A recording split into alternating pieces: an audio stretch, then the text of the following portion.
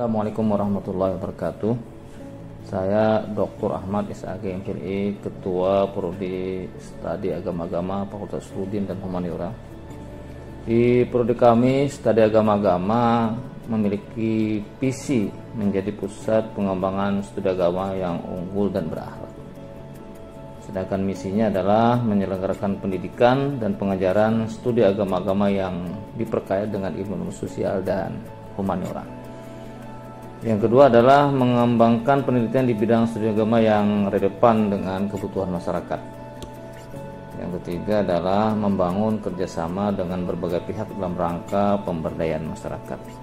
Tujuan program studi ini adalah menghasilkan sarjana yang menguasai studi agama-agama dengan diperkaya ilmu sosial dan humaniora. Yang kedua, menghasilkan penelitian di bidang studi agama-agama yang relevan dengan kebutuhan masyarakat. Yang ketiga, terlaksananya kerjasama dengan berbagai pihak dalam rangka pemberdayaan masyarakat. Adapun profil lulusan daripada program studi ini adalah diantaranya adalah dosen, peneliti, penyuluh agama, tenaga administrasi, guru agama, dai dan ulama, politisi, pegawai pemerintah, aktivis dan yang lainnya. Dan kami menerima semua lulusan pondok pesantren, madrasah aliyah, SMA, SMK, baik negeri maupun swasta.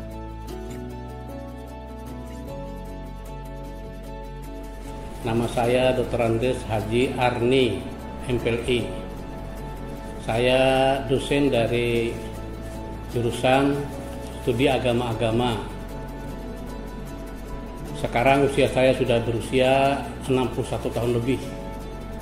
Dan saya mengucapkan terima kasih kepada jurusan yang meminta saya pada hari ini untuk menyampaikan sekilas tentang sejarah jurusan studi agama-agama ini. Setelah Indonesia merdeka, tugas kita berikutnya adalah berjuang mengisi kemerdekaan itu untuk mencerdaskan kehidupan bangsa. Begitulah yang juga dilakukan oleh masyarakat di Amuntai di Hulu Sungai Utara. Mereka untuk mencerdaskan masyarakatnya lalu mendirikan perguruan tinggi yang namanya Fakultas Usuluddin. Nah, dibentuklah panitia persiapan Fakultas Usuluddin. Lalu mereka mengadakan tes masuk dari tanggal 13 sampai 16 Agustus 1961. Masuklah ada sebanyak 120 orang calon mahasiswa. Setelah diseleksi ada 104 orang yang lulus. Nah, setelah itu tanggal 22 September 1961 resmilah berdiri perguruan tinggi yang namanya Fakultas Usuluddin di Amuntai.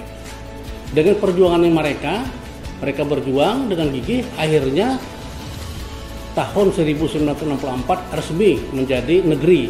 Nah, jadi mulai swasta kemudian negeri. Kemudian untuk meningkatkan mutu ilmiah dan efisiensi kerja IAIN, maka Fakultas Usuluddin ini diintegrasikan ke Banjarmasin seperti fakultas yang lain seperti Syariah dan Tarbiyah gitu. Nah, diintegrasikan, digabungkan, disatukan ke Banjarmasin. Nah, kemudian pindahlah ke Banjarmasin. Sejak tanggal 1 Februari 1967 berdirilah yang namanya jurusan perbandingan agama, yang nanti berkisar menjadi studi agama-agama. Nah, jurusan perbandingan agama ini dari 1977 sampai 1982. Nah, setelah itu mulai tahun 1983 itu mulai saya itu adalah pertama sistem SKS. Dan mengenai prodi SAA ini, ya ini sangat dibutuhkan di masyarakat, baik di tingkat regional, nasional maupun internasional atau secara global. Dan terbukti lulusan SAA ini itu bisa mengabdi di mana saja. Contohnya saja jadi ulama ketua MUI Kota Banjarmasin itu Husin Farin. Nah, contohnya itu saja. Ketua KPU pernah kita Pamirhan. Nah, kemudian ketua satu Basnas kalau di Kalimantan Selatan itu Pak Mawardi Hatta. Nah, yang terkenal kita saat ini adalah Pak Mujibur Rahman. Nah, itu rektor kita. Rektor yang kasar itu Pak Profesor Dr. Mujibur Rahman, itu dia sudah ahli politik internasional, itu kemana-mana dia sudah memberikan materi, memberikan makalah. Nah, itu jadi luar biasa. Saya Muhammad Sandir Cadi, Sekretaris Jurusan Studi Agama-Agama. Apa saja sih yang bisa kamu pelajari di Prodi Studi Agama-Agama? Yang pertama adalah kajian keislaman. Kajian keislaman akan mencakup beberapa mata kuliah seperti tafsir, ayat-ayat akidah, fikih hubungan antar agama, usul fikih, dan lain-lain. Kemudian ada kajian sejarah dan doktrin agama-agama di dunia. Dalam mata kuliah ini, Anda akan banyak mengenal agama-agama lain, seperti bagaimana sih ajaran agama Hindu, bagaimana ajaran agama Buddha, agama Kristen, Katolik, dan lain-lain. Selain itu, dalam studi agama-agama juga akan bahas tentang kajian terkait dengan agama dan masyarakat. Di sini kita akan mencoba melihat bagaimana agama itu berjalan di masyarakat kita. Ada mata kuliah fenomenologi agama, ada mata kuliah sosiologi agama, ada mata kuliah antropologi agama, seru sekali. Dan yang terakhir, ada juga terkait mata kuliah tentang keterampilan keislaman. Di sini kamu akan belajar bagaimana kita menjadi seseorang yang akan dipersiapkan sebagai orang-orang yang akan menyebarkan agama Islam di masyarakat. Ada mata kuliah dakwah praktis, ada keterampilan keislaman, ada keterampilan baca Quran, dan lain-lain. Kewirausahaan juga ada. Oleh karena itu, banyak sekali hal yang bisa Anda pelajari di program studi agama-agama. Lalu, setelah Anda banyak mempelajari itu semua, apa lulusan yang kemungkinan bisa Anda dapatkan sebagai seorang lulusan prodi studi agama-agama? Yang pertama, banyak lulusan prodi studi agama-agama yang menjadi penyuluh agama di masyarakat. Mereka terjun ke masyarakat, mengajarkan kebaikan keagamaan di masyarakat. Banyak juga lulusan prodi studi agama-agama yang menjadi pengajar, karena studi agama-agama itu juga bisa mengajar di sekolah-sekolah, menjadi guru agama, menjadi guru PAI, dan lain-lain.